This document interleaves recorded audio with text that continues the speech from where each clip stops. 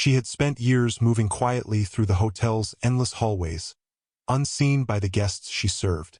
To them, she was just another uniform. But on that afternoon, a single phone call shattered that invisibility. The words she spoke were in a language most people in the room had never heard from someone like her. And one man, a wealthy, powerful guest, stopped in his tracks. What happened next would not only change how he saw her, but reveal a truth about the world we live in. A truth too many choose to ignore. Amara had been working at the Grand Meridian Hotel for nearly 6 years. Every day began before sunrise, her world a cycle of freshly pressed sheets, polished silverware, and rooms that smelled faintly of expensive perfume she could never afford. Guests rarely remembered her face, only the quiet efficiency of her work. She took pride in that invisibility. It kept her safe in a world where the wrong attention could be dangerous. But beneath the hum of lobby chatter and the steady clink of glasses in the lounge, there was always an unspoken line between those who were served and those who served. Amara knew that line well, and she never crossed it. At least, not until the day a ringing phone and a language from her past pushed her over it, straight into the gaze of a man who had the power to change everything. The day had been unusually quiet. Amara was arranging fresh towels in one of the top-floor suites when she heard it. The sharp ring of the desk phone on the nightstand. She hesitated. Staff weren't supposed to answer calls in guest rooms unless instructed. But the room was empty, and the ringing was relentless.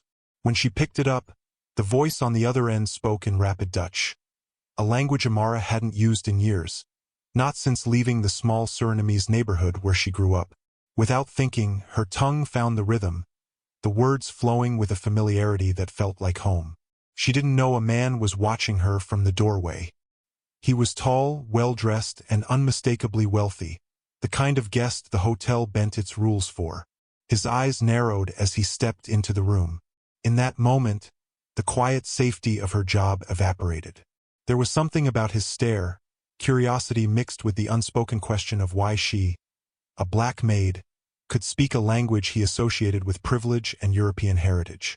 Word spread fast among the staff. By lunchtime, whispers followed her through the corridors. Some were harmless, surprise at her hidden skill. Others carried a sharper edge.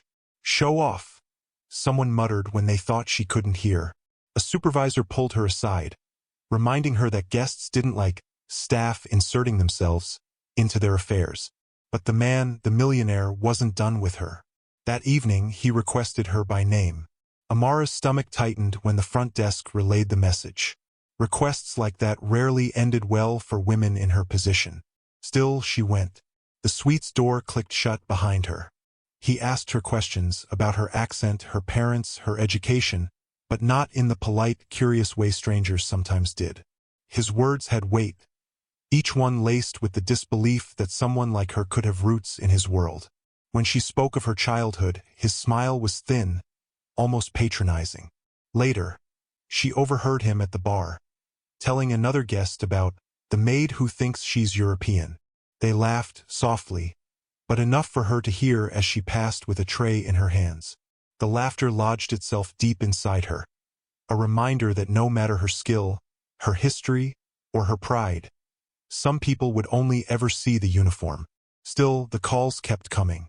He wanted her to serve his table, clean his suite, deliver his requests personally. Each interaction chipped away at her calm, because she couldn't shake the sense that this wasn't about service. It was about testing her place, reminding her of a hierarchy she hadn't asked to challenge. And then came the moment that changed everything.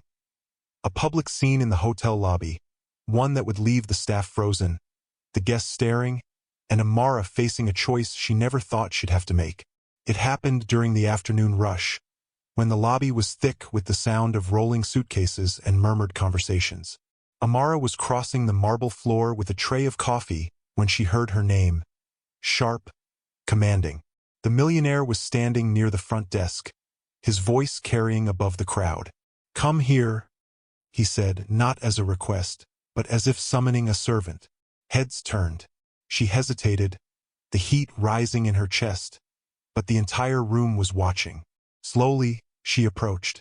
He launched into a performance, speaking loudly enough for every guest to hear.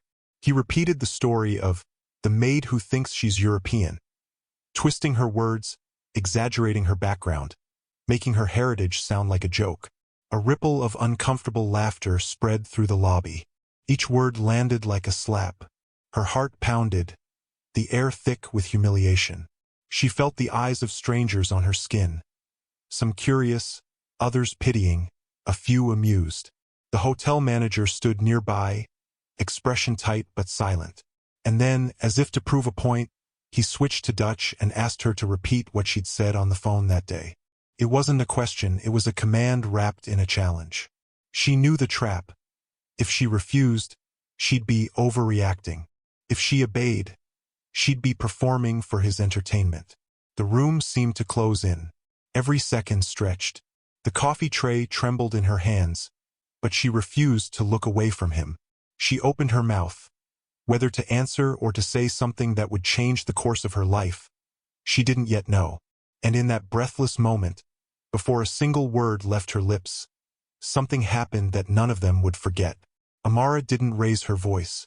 She didn't match his arrogance with anger. Instead, she set the tray down, straightened her posture, and spoke, calmly, fluently, in the same Dutch he had used to mock her. But this time, her words carried weight he couldn't twist. She told him, in his own language, about her grandmother's migration, her family's survival, and the pride she took in every piece of her heritage. The room was silent. No polite coughs, no awkward shifting of feet, just the sound of her voice filling a space where she'd been invisible for years. The millionaire's smirk faltered, his eyes darting to the watching crowd. He muttered something under his breath and turned away, retreating toward the elevators. But the victory was bittersweet. The humiliation she'd felt would not vanish with his departure. She knew this wasn't the first time someone had tried to shrink her to fit their prejudice, and it wouldn't be the last. That night, as she walked home under the city's neon glow, she thought about all the ways the story could have ended differently, about the thousands of moments, big and small, where people like her are reduced to stereotypes, their worth measured against someone else's comfort. What happened in that lobby wasn't just about language. It was about the assumptions we carry, the hierarchies we protect, and the casual ways dignity is stolen. And so the question lingers not just for Amara but for all of us. How many more people must be stripped of their humanity before we decide that respect is not something you earn, but something every human being already deserves? Did this story pull you in? If you felt the tension, the emotion, and the truth behind it, let us know in the comments. Hit that like button and subscribe so you never miss the next story that needs to be heard.